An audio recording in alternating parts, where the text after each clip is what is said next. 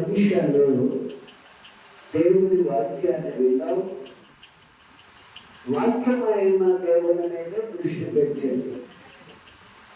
ఆయన నాతో ఏం మాట్లాడుతారు, నా కొరకు నా ప్రభు ఏ మాటలు సిద్ధపరిచారు అనే దాని మీదే దృష్టిని కేంద్రీకరించి అందరి ప్రాణాత్మ శరీరములు పరిశుద్ధాత్మ దేవుని వర్షంలో ఉంచండి. వాక్యములో ఉన్న సత్యమును తెలుసుకుందాం. హల్లెలూయా, హల్లెలూయా.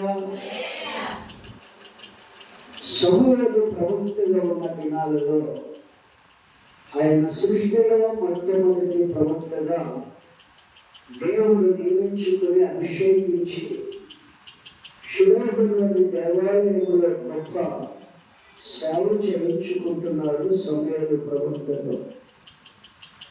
ఆ దినాలలో ఇశ్రాయేలు ప్రజలకు, యూదా ప్రజలకు అనగా దేవుని ప్రజలందరికీ, అంతేకాదు భూమి మీద ఉన్న ప్రతి ఒక్కరికి కూడా సృష్టికర్త పరమ తండ్రి యెహోవా దేవుడు రాజుగా ఉండి వారికి అనేకమైన కట్టడలను ఇస్తూ, ఆజ్ఞలను ఇస్తూ, ఆయన వాక్కులను ఇస్తూ, ప్రవక్తకు అనేక విషయాలు బయలుపరుస్తూ నడిపిస్తున్న దినాలది.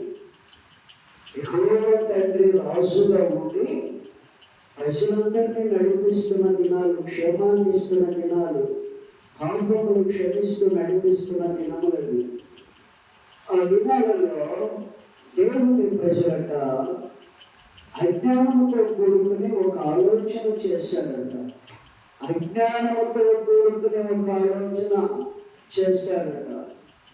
ఏమిటో ఆలోచన అంటే, వాళ్ళందరూ కూడుకొని మనకి రాజు లేడు, మనకు ఒక రాజు కావాలి, కాబట్టి దేవుడిని అడుగుకుందాం, మనకి రాజు ఇమ్మని. మనకు ఒక రాజు ఉంటే మనల్ని పరిపాలిస్తే బాగుంటుంది కదా అని ఆలోచన చేశారట. వారికి తండ్రి అయిన దేవుడే రాజుగా ఉన్నాడు. తండ్రి అయిన దేవుడే రాజుగా ఉండి నడిపిస్తుంటే భూసమానమైనటువంటి ఒక మనిషిని మాకు రాజుగా నియమించమని వారు కోరుకున్నారట. దేవుడు రాజుగా ఉన్నాడన్న సంగతి గ్రహించుకోలేదు, గ్రహింపు కూడా రాలేదు వాళ్ళకి. ఆయన క్షేమాన్ని ఇచ్చి నడిపిస్తున్నాడన్న ఆలోచన జ్ఞానం కూడా లేకుండా వాళ్ళు ఏం చేశారంటే, మాకొక రాజు కావాలయ్యా, ఈ లోకంలో ఒక్కొక్క మమ్మల్ని నడిపించడానికి ఒక రాజును నియమించు అని కొడుకుని దేవుడి దగ్గర మొదలుపెట్టుకుని సమూయేలు ప్రవక్త ద్వారా అడిగినప్పుడు, నేనే మీకు రాజుగా ఉండి నడిపిస్తుంటే, క్షేమాన్ని ఇస్తుంటే, మీ పాపముల అవిధేయతలు క్షమించి కనికరించి నడిపిస్తుంటే, మీకు సమృద్ధినిచ్చి పోషిస్తూ నడిపిస్తుంటే, మీకు రాజు కావాలా? నేను రాజులకు రాజును కదా, ప్రభువులకు ప్రభువును కదా. మీకు రాజు ఎలా కావాలని కోరుకుంటున్నారు? సరే, మీరు కోరుకున్నట్లుగా మీకు రాజుని మీ మధ్యలో నుంచి లేపి రాజుని నియమిస్తాడు అని దేవుడు సౌలుని లేపి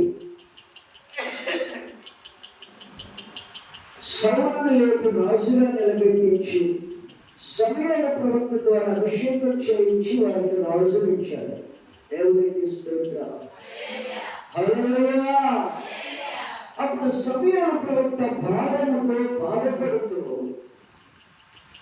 ఒక మాట అన్నాడు, ఇదిగో మీకు రాజులకు రాజుగా, ప్రభువులకు ప్రభువుగా, తండ్రి అయిన దేవుడు రాజుగా ఉండి మీకు ఆరోగ్యాన్ని ఇచ్చి, క్షేమాన్ని ఇచ్చి, మిమ్మల్ని పరిపాలిస్తున్న తండ్రిని మీరు విసర్జించారు. మీ పాపములు క్షమించి, మీ దోషములు క్షమించి, మీకు క్షేమస్థితినిచ్చి సమృద్ధినిస్తున్న పరమ తండ్రి రాజుగా మీ గుండె నడిపిస్తుంటే, మీరు ఆయన్ని విసర్జించి మనుషులలో శరీరముతో ఉన్న వ్యక్తిని మీ మధ్యలో నుండి రాజు కావాలని అడిగి కోరుకున్నందువల్ల దేవుడు మీకు రాజునిచ్చాడు. అసలైన రాజు ఆయనే మీరు గుర్తించలేదు అన్నాడు. అంతే. హల్లెలూయా, హల్లెలూయా. ఇశ్రాయేలు ప్రజలు కన్నులు తెరవబడి, మనోనేత్రాలు తెరవబడి అలవాడిపోతున్నారు. ఇప్పుడు నిజమే, అసలైన రాజు మనల్ని పుట్టించి సృష్టించిన సృష్టికర్త అయితే లోకంలో మనం ఒక రాజు కావాలని కోరుకున్నాము. ఆయనే రాజుగా ఉండి నడిపిస్తుంటే, పరిశుద్ధుడైన దేవుడే రాజుగా ఉండి నడిపిస్తున్నాడు మనల్ని. లోకంలో ఒక రాజు కావాలని మనుషుల్లో నుంచి ఒక రాజును మనం నియమించమని కోరుకుని చాలా తప్పు చేశాం, కీడు చేశాం. ఇప్పుడు ఆ కీడు మనం రానున్న దినాలను అనుభవించవలసి వస్తుంది. ఏం చేశారంట? పాపం చేశారంట. రాజుగా కావాలని కోరుకుని దేవుడే రాజుగా ఉండి నడిపిస్తుంటే, పోషిస్తుంటే, ఆదరిస్తుంటే, క్షేమాన్ని ఇస్తుంటే అది గుర్తించుగా భూలోకంలో మనుష్యుల నుంచి మాకు ఒక రాజు కావాలని రాజును కోరుకున్నప్పుడు సౌలుని దేవుడు సమూయేలు ప్రవక్తలో నుంచి అభిషేకించి రాజుగా వాళ్ళకి అప్పగించాడు. ఎప్పుడైతే సమూయేలు ప్రవక్త నోరు తెరిచి మాట్లాడాడో, మీకు దేవాది దేవుడే రాజుగా ఉంటే మీరు గొప్ప పాపము చేసి ఈ లోకంలో ఒక రాజును కోరుకున్నారు, ఇది చాలా పెద్ద కీడు మీకు అని తెలుసుకున్న వెంటనే అందలాయిస్తూ మరలా సమూయేలు ప్రవక్త దగ్గరికి వచ్చాయా, మా మీదకి కీడు రాకుండా, మేము చేసిన ఈ పాపమును బట్టి ఆ కీడు మా మీదకి రాకుండా, అయ్యా రాజులకు రాజే మాకు రాజుగా ఉండి నడిపిస్తుంటే మేము గ్రహించుకోలేకుండా అజ్ఞానంతో ఉండి మేము ఈ గొప్ప పాపము చేస్తాము, మా మీదకే కీడు లేకుండా ప్రార్థన చేయయ్యా అని వేడుకుంటున్నప్పుడు సమూయేలు ప్రవక్త ఒక మాట అన్నాడు. పరిశుద్ధ గ్రంథముల నుండి మొదటి సమూయేలు గ్రంథం 12వ అధ్యాయము 23వ వాక్యం చదవండి. మొదటి సమూయేలు గ్రంథము 12వ అధ్యాయము 23వ వాక్యము పెద్దగా చదవండి. నాన్న, నా మట్టుకు నేను నీ నిమిత్తము ప్రార్థన చేయటం యెహోవాకు విరోధముగా పాపము చేసిన వాడినగుదును. దేవునికి స్తోత్రం. అది నాకు దూరమవును గాక. ఏది? పాపము నాకు దూరమవును గాక. ఏ పాపం అంతా చేసేది చేయలేదు. ఇదిగో దేవుని మీద నుంచి మీ మీదకి కీడు రాకుండా, దేవునికి విరోధముగా కోరుకున్న మీ కోరికను బట్టి కీడు రాకుండా, మీ మీద మీ పాపము కీడు తొలగిపోవటానికి మీకోసం నేను ప్రార్థన చేస్తాను. మీకోసం నేను ప్రార్థన చేయకపోతే దేవుని దృష్టికి, యెహోవా దృష్టికి నేను పాపినగుదును. అది నాకు దూరమవును గాక. వాళ్ళు కోరుకున్నందుకు పాపులయ్యారు. ఏం కోరుకున్నారు? దేవుడే రాజుగా ఉంటే అది గుర్తించుగా అజ్ఞానంతో ఉండి భూలోకంలో ఒక రాజును కావాలని కోరుకున్నారు. వారిని నడిపించడానికి, పరిపాలించడానికి.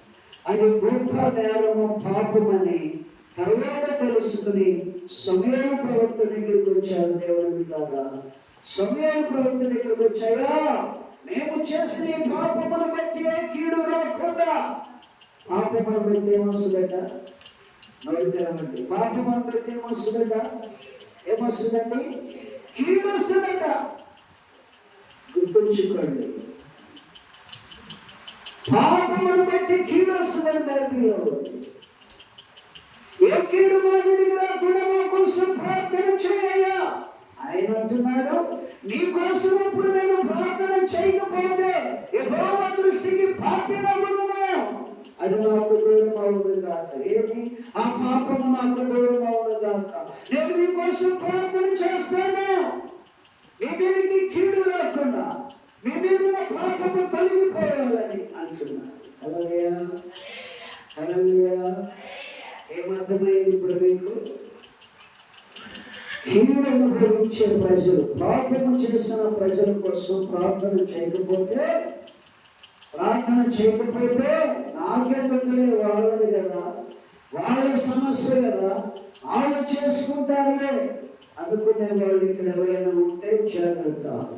కీడు అనుభవించే ప్రజలు, పాపం వల్ల కీడు అనుభవించే ప్రజలు, పాపము చేసిన ప్రజల కొరకు దేవుడిని క్షమించమని మనం ప్రార్థన చేయకపోతే దేవుని దృష్టికి పాపులమాట. వాళ్ళ పాపమేమో కానీ మనకి తెలిసి మన కళ్ళెదుట పాపములో ఉండి కీడు అనుభవించే ప్రజల కొరకు ప్రార్థన చేయకపోతే దేవుని దృష్టికి ఏమవుతామంటుంది? అదే చెప్పండి, పాపులము. సమయలు ప్రవక్త అంటున్నాడు, మీకోసం నేను ప్రార్థన చేయకపోతే యెహోవా దృష్టికి పాపినముదునా. వాళ్ళు ఏమంటున్నారు? దేవుడేమో రాజుగా ఉంటే ఈ లోకంలో మేము అజ్ఞానంతో ఉండి మాకు ఒక రాజు కావాలయ్యా అని అడిగి దేవుడిని బాధపెట్టాం, భయపరిచాం, దేవుడిని కించపరిచినట్లుగా మా ఆలోచన తలంపు వచ్చి మాట్లాడేమయ్యా. ఇందును బట్టి మేము గొప్ప పాపము చేసిన వారము, ఈ పాపము బట్టి ఏ కీడు మానవునికి రాకుండా, ఈ పాపమును బట్టి ఏ కీడు మానవునికి రాకుండా ఏం చేయాలంట? ఏం చేయమని అడుగుతున్నారు? ప్రవక్త దగ్గరికి వచ్చి మా కోసం ప్రార్థన చేయాలి.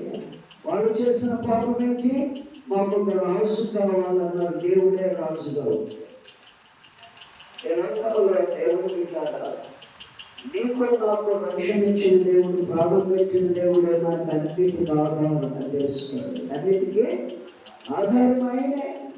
నీకే సమస్య వచ్చినా, శోధన వచ్చినా, ఇబ్బందులు వచ్చినా ఆయనకే చెప్పుకోవాలి. హల్లెలూయా.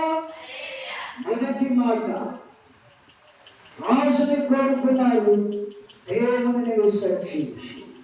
అజ్ఞానముతో భూలోకములో రాజులకు రాజుగా, దేవుడే వారికి రాజుగా ఉంటే మనుషులలో నుంచి ఒక రాజును కోరుకోవడం వలన వారు పాపము చేసిన వారుగాను కీడు అనుభవించే ప్రజలుగా మార్చబడ్డారని వారి నోటితో వారే ఒప్పుకొని సమయలు ప్రవక్త దగ్గరికి వచ్చినప్పుడు సమయలు ప్రవక్త అంటున్నాడు, మీకోసం ఇప్పుడు ప్రార్థన చేయకపోతే యెహోవా దృష్టికి పాపినముదునా.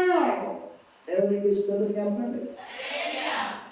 దేవునికి విరుద్ధంగా ఎవరిని వెంబడించినా పాపమే, దేనిని కోరుకున్నా పాపమే. దేవునికి విరుద్ధంగా కోరుకున్నారు ఇశ్రాయేలు ప్రజలు, యూదా జనాంగం, దేవుని ప్రజలు. మాకు ఒక రాజు కావాలి, దేవుడే రాజుగా ఉంటే దేవునికి విరుద్ధంగా భూలోక సంబంధమైన రాజును కోరుకున్నారు. వారు కోరుకున్నట్లు ఇచ్చాడు, కానీ ఆయన బాధపడుతున్నాడు. ఆయన బాధపడుతుంటే సమయాలు ప్రభుత్వం హెచ్చరించాడు, దేవుడే నీకు రాజుగా ఉంటే భూలోకముల మీద ఒక రాజును మీరు కోరుకుని ఎంత పాపం చేశారు.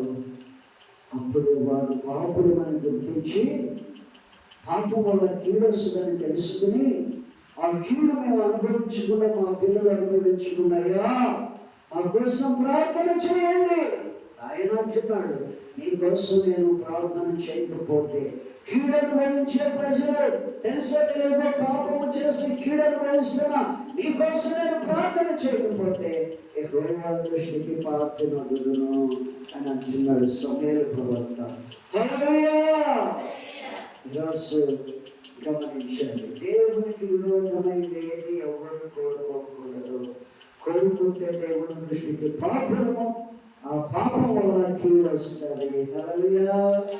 హల్లెలూయా. రెండవది, నశించే ప్రజల కొరకు శాపాన్ని కీడును అనుభవిస్తూ తెలుసో తెలియక పాపములో పడి కీడు అనుభవించే వారి కొరకు ఏ కీడు వారి మీదకి రానివ్వండి, వారి పాపాలు క్షమించండి చూస్తున్న మనము ప్రార్థన చేయకపోతే మనం దేవుని దృష్టికి పాపులమని బైబిల్ తేటగా సెలవిస్తుంది. హల్లెలూయా. రెండవ విషయం ఏంటంటే, యెరూషలేములో బేతెస్దా అనే కోనేరు ఉందంట. అది స్వస్థత జరిగించే కోనేరుగా పూర్వ దినాలలో ఆ కోనేరు గురించి చాలా పెద్ద సత్యమే ఉంది. ఆ కోనేటిలోని కంట దేవదూత దిగొచ్చి ఆ కోనేటి చుట్టూ ఉన్న రోగులు, ఆ కోనేటి జరిగే స్వస్థతలు విని కుంటివారు, గుడ్డివారు, క్షయరోగులు, పక్షవాయు గలవారు, అనేక రకాలైన రోగాల వాళ్ళు ఆ కోనేటిలో జరిగే స్వస్థతను బట్టి అక్కడ చుట్టూ చేరి ఎదురు చూస్తూ ఉంటారంట. ఆయా సమయాలలో దేవుడు దొరుకుతాడంట దిగొచ్చి నీళ్లను కదిలించినప్పుడు మొట్టమొదటి ఎవరైతే అందులో దిగుతారో వారికి వెంటనే స్వస్థత. దూత వచ్చి నీటిని కదిలించినప్పుడు ఫస్ట్ ఎవరు దిగుతారు వారికి స్వస్థతలు అంటారు. అలా జరుగుతూ ఉన్నాయి, వస్తున్నారు, స్వస్థత పొందుకున్నారు, వెళ్ళిపోతున్నారు ఆ బెతెస్దా అనే కోనేటిలో. కానీ ఒక వ్యక్తి అక్కడ 38 సంవత్సరాల నుంచి పడి ఉన్నాడట. 38 సంవత్సరాల నుంచి పడి ఉన్నాడు. స్వస్థత పొందుకోవాలని వచ్చాడు, కానీ స్వస్థతకి అవకాశం లేని స్థితిలో ఉన్నాడో, ఇంట్రెస్ట్ ఉందో లేదో మనకు తెలియదు, కానీ అక్కడే ఉన్నాడు. ప్రభువైన యేసుక్రీస్తు ప్రభువు వారి భూలోకంలో శరీరధారి నుండి పరలోక రాజ్య సువార్తను ప్రకటిస్తూ స్వస్థతలు జరిగిస్తూ ఒక దినాన బెతెస్దా అనే కోనేటి దగ్గరకు వచ్చి తిన్నగా రావచ్చునే అక్కడ వేల మంది ఉన్నారు, కానీ స్వస్థతల కోసం ఎవరి దగ్గరికి వెళ్ళకుండా ఈ 38 సంవత్సరాల నుంచి కోనేటి దగ్గర పడి ఉన్న ఆ వ్యక్తి దగ్గరికి వచ్చాడట. నీవు స్వస్థత పొందగోరుచున్నావా అని అడిగాడు. దేవునికి స్తోత్రం చెప్పండి. ఇదిగో నీవు స్వస్థత పొందగోరుచున్నావా అని అడిగాడట. నన్ను తీసుకెళ్ళి ఆ నీళ్ళలో వేయటానికి ఎవరు లేరయ్యా, దేవదూత వచ్చి కదిలించినప్పుడు నన్ను తీసుకెళ్ళి నీళ్ళలో వేయటానికి ఎవరు లేరయ్యా అని చెప్తున్నాడంట. సాకులు ఏమండి, పాక్కుంటూ అంచులుండి దేవదూత కదిలించిన అందులో దిగితే స్వస్థత రాలే ఆయనకి. ఎలాంటి వారైనా స్వస్థత పొందుకుంటున్నారు. గుంటోడే, పూర్తిగా చచ్చిపడినోడే, పాక్కుంటూ లేదు ఎవరినైనా నన్ను అక్కడ దాకా నెట్టుకెళ్ళండి, ఆ అంచున నన్ను పడుకోబెట్టండి అంటే ఎవరైనా తీసుకుని వెళ్ళదా?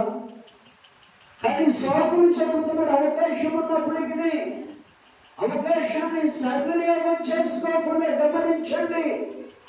అవకాశం ఉన్నప్పటికీ అవకాశమును సద్వినియోగం చేసుకోకుండా సాకులు చెబుతున్నాడంట దేవుడు.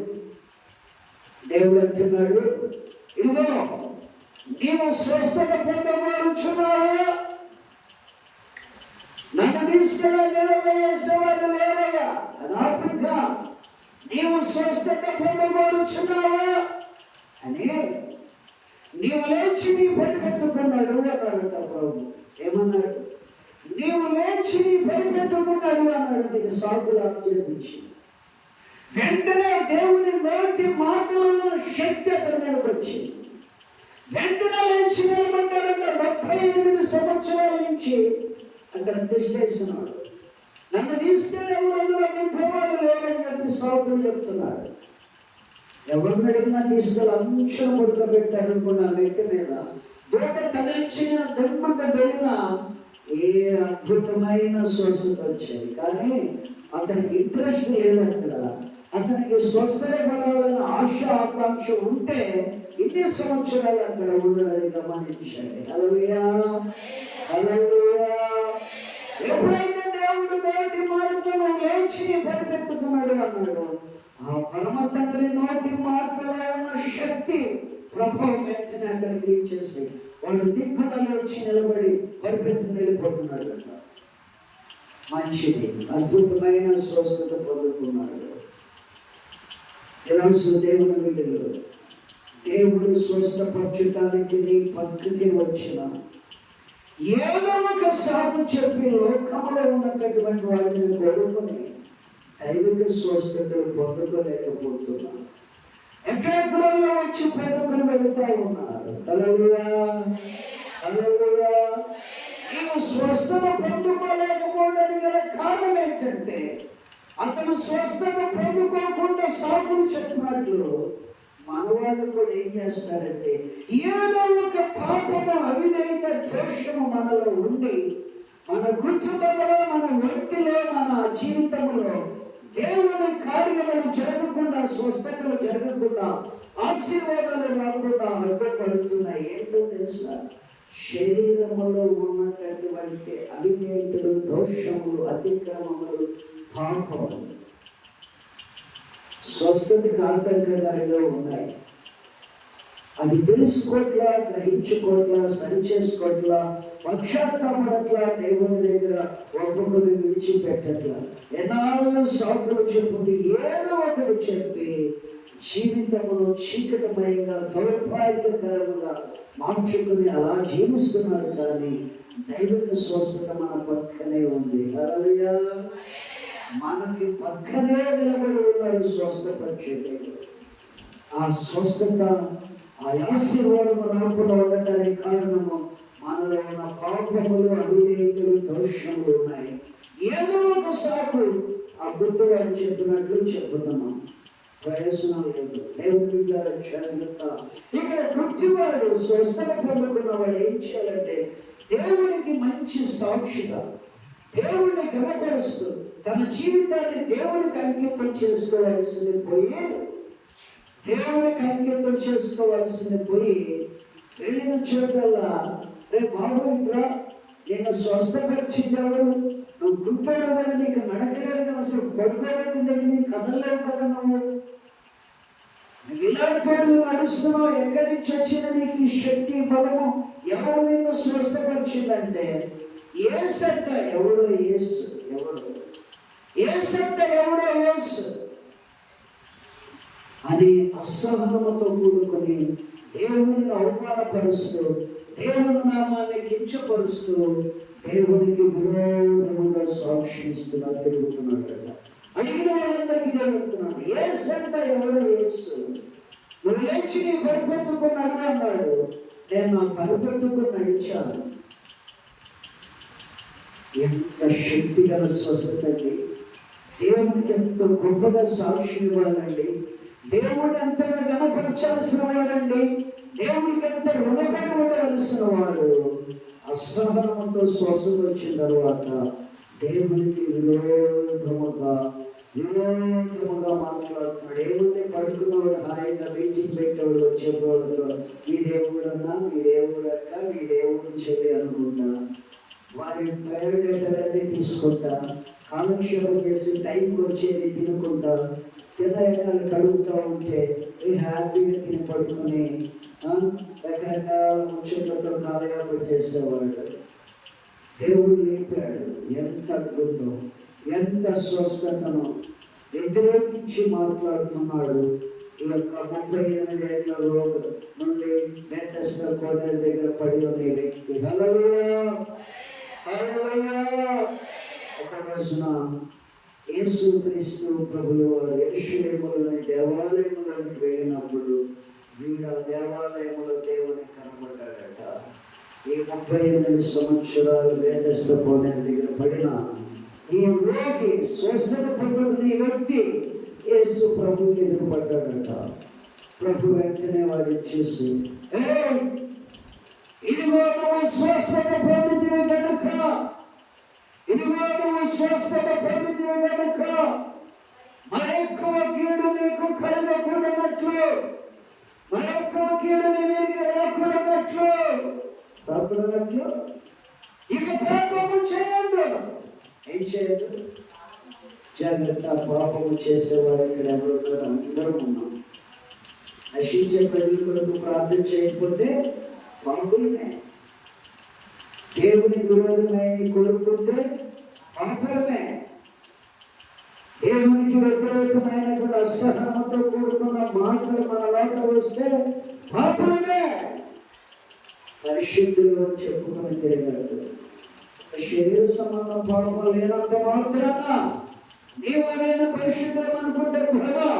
మనకు తెలియకుండానే భూలోకంలో ఏదో ఒక పాపం మనల్ని వెంబడిస్తూ ఉంది, మన మీద నిలిచి ఉంటా ఉంది. ఆ పాపముల వల్ల కీడు మన మీదకి వస్తావు. ప్రభు అంటున్నాడు, ఇదిగో నీవు స్వస్థత పొందితివి కనుక మరెక్కువ కీడు నీకు కలగకూడనట్లు ఇక పాపం చేయొద్దు. ఏంటో చేసిన పాపం? దేవునికి విరోధంగా మాట్లాడుతున్నాడు. దేవునికి సాక్షిగా ఉండవలసిన వాడు. హల్లెలూయా.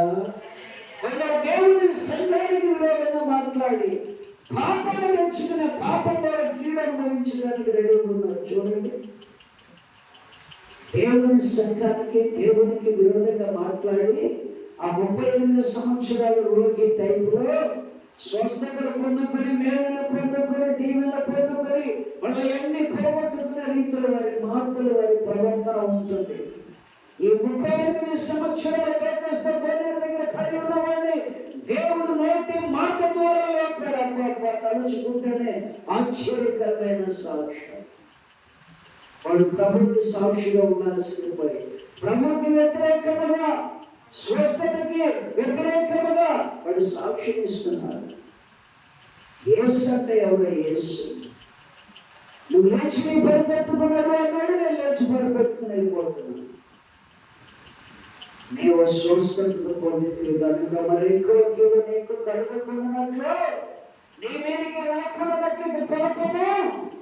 దేవునికి విరుద్ధంగా మాట్లాడితే పాపము, దేవుని సంఘానికి విరుద్ధంగా మాట్లాడితే పాపము, దేవుని మందిరానికి విరుద్ధంగా మాట్లాడితే పాపము. జాగ్రత్త. దగ్గర పడి ఉన్నవాడిని నోటి మాటతోనే స్వస్థపరిచాడు శక్తిమంతుడైన ప్రభు. వాడు కృతజ్ఞత లేని వాడే దేవునికి విరోధంగా మాట్లాడటం వల్ల ఆ మాటలు వాళ్ళు ఏమొస్తుందట? కీడు వస్తుందట. ఆ కీడే పాపం అంట. దేవునికి తీసుకెళ్తాం. హల్లెలూయా. ఎన్ని మాటలు విన్నాం? సమూయేలు ప్రవక్త ఇశ్రాయేలు ప్రజలు దేవునికి విరుద్ధముగా రాసులు కొడుకున్నందువల్ల పాపము చేశారు, కీడు వచ్చింది. ఆ పాపము చేసి కీడు అనుభవించే ప్రజల కొరకు నేను ప్రార్థన చేస్తాను, చేయకపోతే యెహోవా దృష్టికి నేను పాపినగుదునని సమూయేలు ప్రవక్త అంటున్నాడు. దేవునికి విరుద్ధంగా ఏది కోరుకోవద్దు. ఫస్ట్ దేవుడు నేను నడిపిస్తున్నప్పుడు, నేను పోషిస్తున్నప్పుడు, దేవుడు నీకు చక్కటి కుటుంబాన్ని ఇస్తే ఆ కుటుంబంతోనే నీ జీవిత యాత్ర కొనసాగాలి. దేవుడు నీకు మంచి భవిష్యత్తును సిద్ధపరిస్తే ఆయన్ని స్తుతిస్తూ కనపరుస్తూ ఆ భవిష్యత్తు కొరకు ఎదురు చూసి ఆ మంచి భవిష్యత్తులను అడుగుపెట్టి అనుభవించాలి. దేవుడు స్తుతిస్తూ దేవునికి విరుద్ధమేది కోరుకోకూడదు. ఒకటి. రెండు, నశించే ప్రజల కొరకు నీకు తెలిస్తే నీ బంధువులనే కానీ, వీధులనే కానీ, సంఘములనే కానీ పాపము చేసి కీడు అనుభవించే ప్రజల కొరకు మనం ప్రార్థన చేయకపోతే మనం దేవుని దృష్టికి పాపులము. మూడు, స్వస్థతలు పొందుకున్న తరువాత దేవునికి నమ్మకమైన సాక్షిగా ఉండాలి. దేవునికి నమ్మకమైన సాక్షిగా ఉండకపోతే కీడు, ఆ కీడు వల్ల పాపం మన మీదకి వస్తుంది. జాగ్రత్త. దేవుని సంగమా, దేవుడు నిన్ను నన్ను ప్రేమించి లోకములు నన్ను తప్ప దేవుని కొనుక్కోవద్దంటున్నాడు. నేను తప్ప నీకు వేరొక దేవుడైనను దేవతైనను ఉండకూడదని బైబిల్ పేటగా సెలవిస్తున్నాను. నేను తప్ప నాకంటే లోకములను దేనిని కోరుకోవద్దు. నీ కోరికలన్నీ తీర్చేవాడు నేను ఉన్నాను అంటున్నాను ప్రభు. హల్లెలూయా. దేవుని సంగమా, అందరూ లేచి నిలబడదాం. లేచి నిలబడి నీ మీద ఇప్పుడు పాపం ఉంది, నీకు తెలియకుండానే పాపం నుండి అవుతుంది, నీకు తెలియకుండానే కీడు నీ మీదకి వచ్చింది. ఎంతో తెలుసా? ఇశ్రాయేలు ప్రజలకి తెలియకుండానే వారు దేవుని కంటే దేవుడిని రాజుగా ఉంటే దేవుడే వారు గోలొక్క రాజును కోరుకుని పాపము చేసి కీడు అనుభవిస్తున్నారు. ఒకసారి ఆలోచన చేయాలి.